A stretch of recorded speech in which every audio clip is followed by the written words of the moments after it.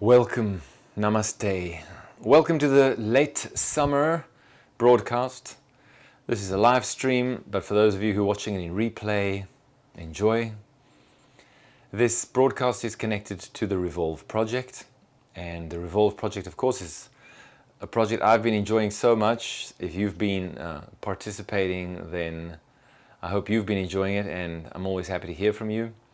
For those watching who are not familiar with the project, this is a series of 12 online masterclasses. So this is a 1-year project, as I call it, a cycle around the sun, an opportunity to experience this body of work that I'm so in love with and that I'm enjoying sharing so much, which is essentially yoga, energetic, flow-based practice, and an opportunity to experience a deeper integration, a deeper alignment, synchronizing your practice to the seasons. Therefore, I'm enjoying a full year cycle of teaching, an opportunity and an invitation for you to dive into the many aspects and the many qualities of practice. For those of you interested to dive deeper into the Vinyasa legacy, where it's possible to experience how practice itself can nourish us in a way that's relevant to where we are in that specific moment, that specific season, right? So a very different practice that I'm doing in my own personal practice and that I'm sharing and that I'm offering, if we're referring to summer or if we're comparing that to the practice in winter. And here we are, the golden hour, the golden time, the late summer. Now the masterclass has already been released, is already available online on my platform, on yogasimon. Of course, those of you who've already done it, well, I invite you to enjoy this sharing that I'm offering here now, and then to return to the masterclass. Therefore, you have the availability for an extended period. Go do it again. Yeah. Think of the Ashtangis, those who are committed to doing the same sequence, Ashtanga Yoga. Many people don't get past the first sequence, the primary series. There are more sequences, but many people don't get past the first series, and they just keep hammering it out day after day, an entire life long, or however many years, okay? So try not to get bored too quickly. We are spoiled, creative, sequencing teachers and students who enjoy the creative possibilities of a different class every time. Well, it has its benefits, but nothing wrong with repeating something and then diving deeper into it. So I hope that this broadcast, what I'm sharing here, the information will guide you deeper into connection. Let me share what in fact are the themes that I'm exploring during this late summer period, and then the themes that I'm exploring and sharing through the Late Summer Online Masterclass. Firstly, I would say that what's important for me is to honor this time of the year, the end of summer, as the golden time, right? And truly it is the golden time in the sense that the light has softened, but it's, we're still so beautifully well baked. Hopefully you are, if you've had a glorious summer. And, it's our responsibility to take from the seasons what they have to offer. So get out there in summer, get that sunlight, right? Let's face it, if you don't take that opportunity and you stay indoors all the time, then you're missing out on what is essentially the best form of nutrition there is, and it's free. Sunlight, right? Get out there, get that sunlight. Don't go and burn yourself to a crisp in the middle of the day. No, not necessary. Be intelligent about it. Use the earlier part of the day and the later part of the day. The middle of the day is for siesta. All right, so late summer, and the late summer time as the time of the ripening of the fruits. There you go. So my invitation to you in this practice and at this time of the year is to enjoy the sweet taste of the fruits, harvest them, right? Now, as far as goes our yoga practice, the harvesting of the fruits is the harvesting of the fruits of our hard work or of our dedication, where if you've got a practice and you maintain that practice and that practice carries you through your life and through the seasons each year, then comes this moment, which is the moment where our bodies are so well baked and heated and nourished and energized and open that we can go deeper. And so it's an invitation to taste the fruits, which are those poses that we don't necessarily access so easily all year long, but they become maybe more accessible to you now. I think this is commonly understood in the way that we see people going to hot yoga. I don't do hot yoga. And of course, hot yoga means that you can access perhaps certain poses all year long because you can heat the room up all year long. Well, that's not what I'm doing here. I'm exploring these poses that become available at this time of the year, and I'm interested in a yoga practice that is aligned and in harmony with the flow of the seasons, so that we can experience our yoga as a living in flow, living in harmony, right, with the outer flow of life, the outer flow of the seasons. Receive what the different seasons have to offer. Each season is a teacher, and each season offers its gifts. But this moment being the moment where we naturally can enjoy the hot yoga without having to turn up the heat. If you're lucky, if you've had a good summer, I hope you have, then your body feeling so beautifully open that you can go deeper into this hip opening and hamstring opening that I'm exploring during this this practice. Really aligning to this time as the harvesting of the fruits on another level, which is really nature's abundance, right? Nature's abundance manifested as the ripening. So that is a beautiful, beautiful time, and it is a time of celebration, but it's a time of collection, right? Where summer, when we refer to early summer, well, it's even spring, and then early summer, and then midsummer, having that dispersive quality where it's like it's all just so much, and energy dispersing. We become curious, adventurous, explorative, and our energy moves outward into the world.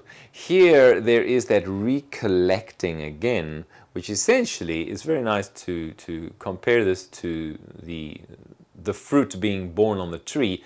Consider the flower and the energetic relationship the flower has to the world around it. Well, the flower is all open like that and is communicating to the world, and is communicating to the bees, and it's saying, come on, I'm here. So it's really dancing with the world around. That's the Vijnana quality of expansive, dispersive energy, right? That's the radiance of summer that we hopefully feel as well, and then we get excited and we want to go out and explore and travel, and our energy does get dispersed. But then the transition from the flower into the fruit is a folding in, and it is a collection of all of that energy into the essence, the core, and then there is the birth, there's the growth of the fruit, the ripening process then happens, and you have this beautiful, juicy, sweet fruit to eat. So I'm hoping that you can enjoy the fruit of your practice, and that the ripening, something about fruit ripening is that they ripen when they ripen. It's ripe when it's ripe. You may want it to be ripe earlier, but it's not ripe yet, so you have to wait. And there's also a magic in that waiting. So as far as goes our yoga poses, we never want to push.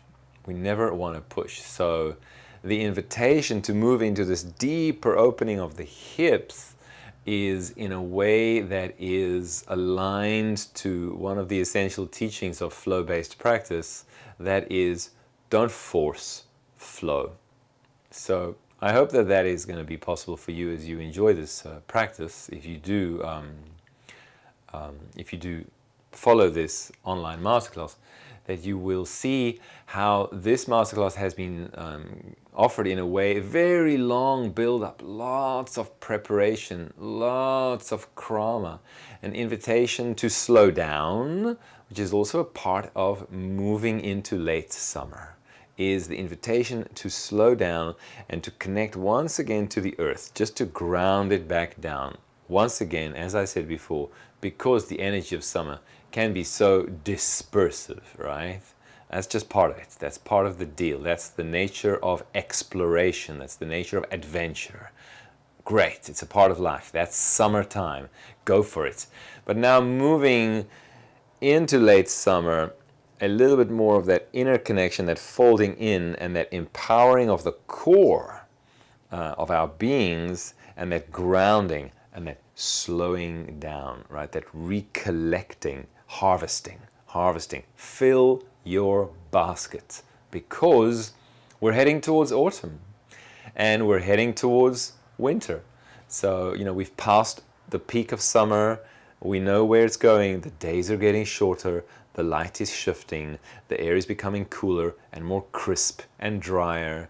And this is having a major effect on so many aspects of our physiology, as we are so connected to the circadian rhythms. And our entire endocrinology, which is all of the hormones in our body, our nervous systems, everything's adjusting. Our brains are adjusting, right? It's all shifting. And the more we're aligned to this, and the more that we can live in harmony, in flow, and just do the right thing at the right time, the better we're able to nourish ourselves in a way to prepare ourselves for the winter. So here we are. This is the time of year we're filling our baskets. All right, so let me take a look at my notes, what I wanted to say to you. Well, I think just heading back to what I said a moment ago,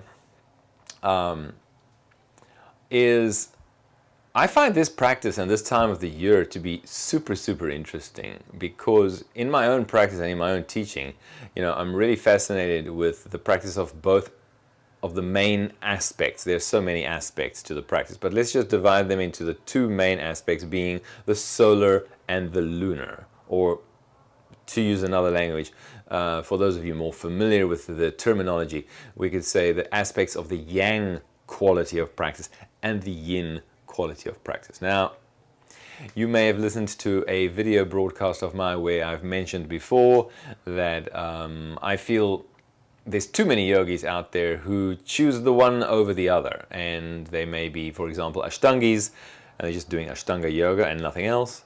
That's just yang, right? And they may be Yingis, doing just yin yoga and nothing else, and that's obviously, as per the name, yin, that's yin, right? Now, it's not really natural to be either yang or yin. It's natural to be both, because that's just how it works, and therefore we have the yin-yang symbol, and we notice in the yin-yang symbol how yin flows into yang and yang flows into yin. So certainly it's my passion to balance yin and yang, and to enjoy the cultivation of my yang qualities, or my solar qualities, the igniting of the solar potency, right? Be a vessel, an instrument for that heroic and empowered energy that is associated with the sun, the solar potency.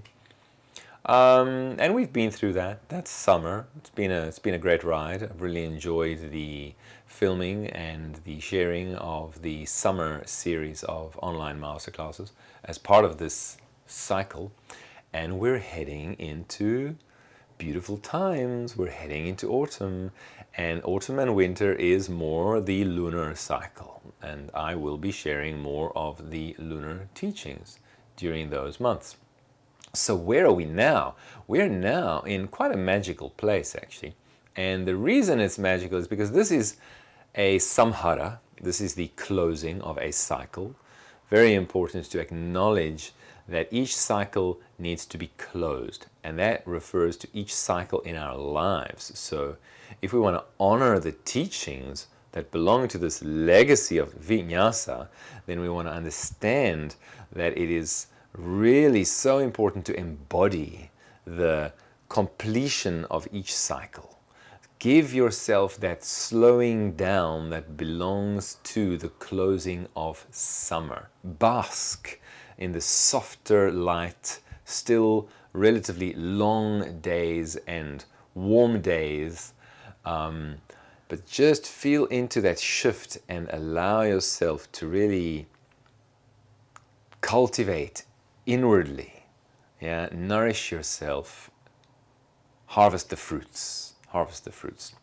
And we are, as well as closing summer, we're knocking on autumn's door, and therefore this is most certainly the start of a sandhya, which is a transition, a threshold.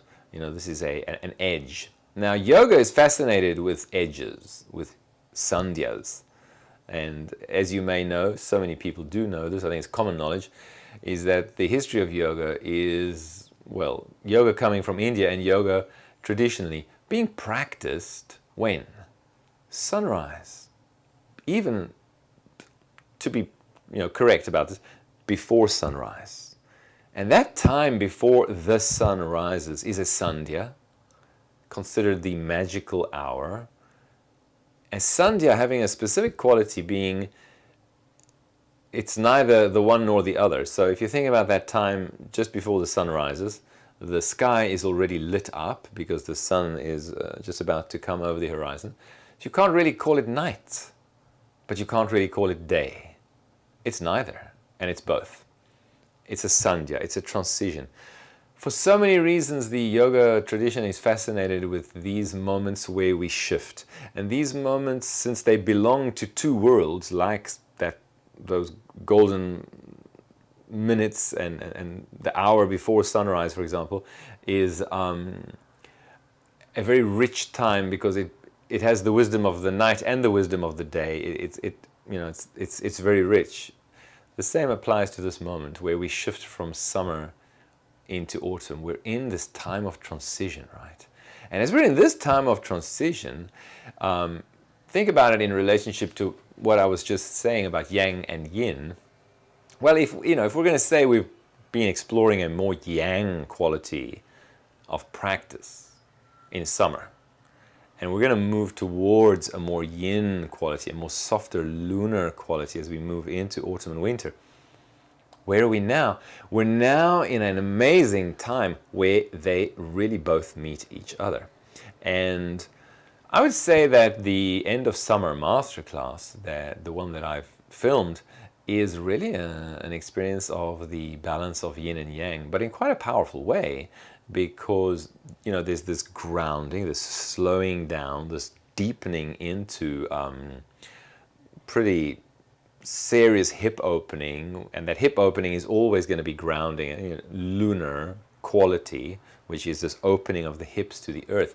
But at the same time, this ripening of the fruits, this empowering of the core, this powering up of the arms is still there, because this is a practice that moves towards certain peak poses, namely the seated variation of Vishvamitrasana, the arm balance that is the Ekapada Kundinyasana, and for those who choose the option during this practice would go into the Ashtavakrasana. But these are low arm balances that are low to the earth, so there's still that earthy quality, and the power is really drawn into the center of the body. They are arm balances, but they're way more accessible than handstand. Handstand is really, it's hit and miss, I'll be honest with you. I know of yoga teachers, some of them, I'm talking about international, world famous yoga teachers, they can't all do handstand. It's a bit like not everyone's cut out to do handstand. It's just kind of the way your body is mapped. And even if you can do handstand, you're really going to notice, I'm talking about free-flying handstand in the center of the space. I'm not talking about using the wall. Then you're going to notice if you want to do free-flying handstand, one day it goes better, the next day it doesn't. And that once again is connected to our own rhythms, connected to what's going on with our bodies, our minds, our nervous systems, how grounded we're feeling, how balanced we're feeling. You know, there's this incredible truth in the yoga poses, which is frightening. I'm not sure everyone wants to know about it, but well, you know, don't feel offended about it. But balancing poses where we're practicing balancing are going to reveal to us how balanced we are. It's that simple. And grounded poses where we really practice this deep grounding are going to reflect to us how grounded we are, and we're going to notice. So it can be very confronting. A lot of people are not aware of this, and I think that, you know, sometimes ignorance is bliss. And once you find out about it, you're but you know, okay, and that can be really, really confronting. But yeah, to come back to the good news, these arm balances that I'm sharing during this particular sequence, while they are empowering because they're arm balances and they're connected to the yang quality of solar practice, at the same time they're very grounded, very close to the earth, and at the same time there's that hip opening that's integrated into the arm balance. So it's really a beautiful balance of the yin and the yang quality. And then to dive deeper into some of the sort of technique of practice that is once again so essential to cultivating energetic practice and to working in harmony with your own body, with your own nervous system, is to learn to follow the energy. Learn to follow and ride the waves of energy, ride the waves of breath, so as to experience the balance of yin and yang. When we get pushy and ambitious and we just want to achieve the pose, you know, we just want to get it, just want to, like something that you can acquire, then we have an overly pitta, how shall I say, ambitious and egotistical and grasping attitude towards the pose, as if it's something you can own, as if it's something you can acquire, consume. So, yeah, this can lead to injury. So once again, you know, really benefiting from the teaching that is the late summer. The late summer inviting us to drop deeper, just let it all open, don't force it, and keep nourishing and keep empowering, keep centering. Very, very beautiful time of year.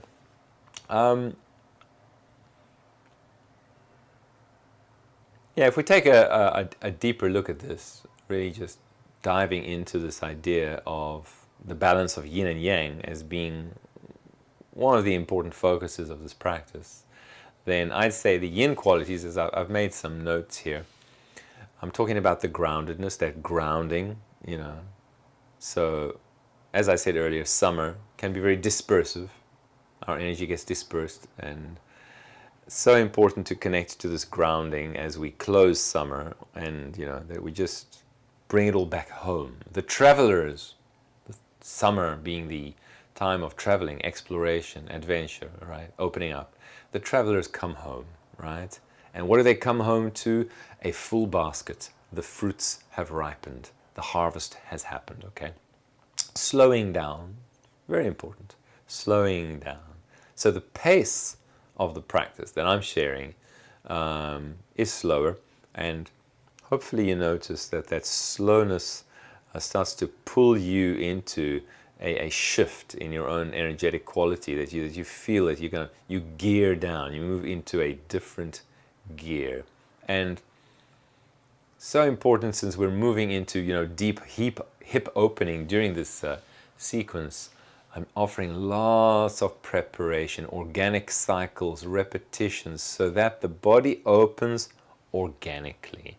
And once again, using that analogy or the metaphor of the flower opening, this is really what we want to, how we want to work with regards to opening our bodies, rather than forcing. No, the fruit does not ripen until it's ready.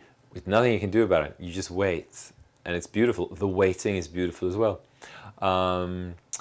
And the same goes for the opening of our bodies, right? That we work intelligently, that our preparation is adequate, that our preparation is intelligently designed in such a way that we follow this path of preparation or krama that leads towards a natural opening of the body, so that By that time we get to the peak poses, the body is opening naturally. We've worked with patience. We've worked while having the ambition, kind of yang quality of ambition of moving towards a peak pose. We have done this with a yin approach. You see, so there's a softness, the yin and the yang truly dancing with each other. Very beautiful here. Okay, let's go to the yang quality, since this is still a practice that belongs to the summer series. And since it belongs to the summer series, we're still connecting to that core power. Yes, we've got the arm balances, and we're nourishing and we're ripening the fruits inside of ourselves, you know. So enjoying essentially the fruits of our own practice as we practice all year long, and look forward to such moments as these, where we will move into poses that we don't necessarily move into at all times of the year. So these poses themselves are like fruits that we're harvesting at this beautiful time of the year. And that requires us to challenge ourselves. So there is a challenging nature to this practice, right? And this practice requires strength, and we use our strength. Not all of the time, it's a dance. The practice itself and my approach to the end of summer time is to enjoy this dance between the opening of the earthiness towards the earth, opening of the hips, opening of the earth body, and then at the same time staying connected to the lightness, to the solar potency and the strength. And yeah, I would say most certainly this practice is empowering, does connect us to our feeling of strength and our feeling of being empowered, which is certainly a solar or a yang quality that we want to cultivate during this time of the year. And all of that in balance with the yin quality. So you could say there's a lot on the table, there's a lot on the buffet. Yes, we have harvested all of these fruits. So enjoy this practice. You know, like one of those restaurants where you go and you help yourself, take everything you want from the buffet as much as you want, right? I love those restaurants. Well, yeah, I invite you to consider this practice in the same way, and try to stay open to have the experience of both aspects, the yin and the yang aspect, right? And that's really important from that moment of sankalpa, that you have focused your mind and readied, prepared yourself mentally, emotionally, physically, energetically for the experience. Because when you go into a yoga class with that expectation that you're going to relax, then if the teacher offers something challenging and empowering, you're a bit kind of thrown off balance, like what's happening? I was preparing to chill out, so I'm giving you the pep talk, so you know what you can expect. I think it's a beautiful time of year for yoga practice, and personally I think that practicing, you know, in this way, where we really are exploring both aspects, the yang and the yin within one sequence, is a very special experience. So I hope you will enjoy it. I'm going to leave it there, and just like to close with you. So let's sit for a moment and let's just open the hands forward like this, pick the fruits, okay, and bring the hands to the belly. Good. There we go. Now harvest, yeah, and bite into those fruits and enjoy the sweet taste that is the fruits of your wholeness, of your wellness, of your vitality, of your balanced solar and lunar qualities, your completeness, right? Just smile into everything that you are and everything you can be. Embrace it all. This is essentially the time of abundance.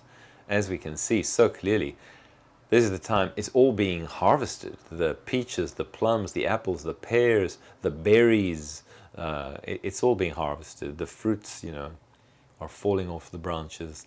So we too, may we just bless ourselves with abundance as we close Just going to take a moment for sitting. And these hands holding this belly, this is the Buddha belly of abundance, where I'm smiling into my fullness. I allow myself to be so abundant, to be so complete, right? And I absolutely revel in this beautiful, holistic wellness, whereby I feel grounded and I open to that feeling of groundedness. I have come home. The summer closes. I reconnect with my earth, with my home. And at the same time, I celebrate the light and truly feel that the light of summer has managed to get into your body, that you've breathed it in, that it's entered into the body through the eyes and even through the skin.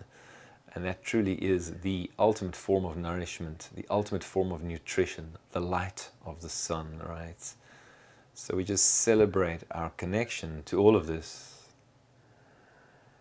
Just connect to the inner smile within yourself. Smile into the inner light that is you, and feel that pulsation of the inner radiance, right? Like a light that pulses, gently increasing its radiance on the in-breath and then softening on the out-breath. And that light that is you, that light that is within you, may that light nourish the fruits that have ripened, and may they become more vital and sweeter, more beautiful, as you feel this closing of summer as a beautiful time of your own ripening, your wholeness, your holistic, vital, balanced wellness.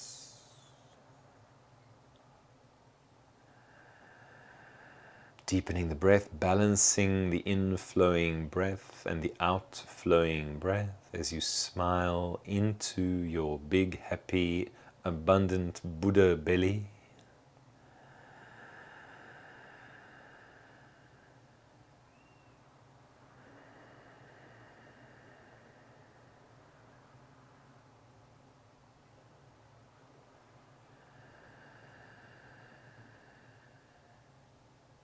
Take a last nice deep breath in. And as you breathe out, just bow your head to your big, happy, abundant Buddha belly.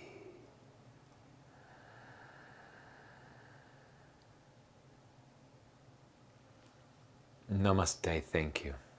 Thank you for being here. Stay in touch, reach out. Drop your questions, drop your comments, whether it be on Facebook, on YouTube, or in the course space for those of you who are following these online masterclasses.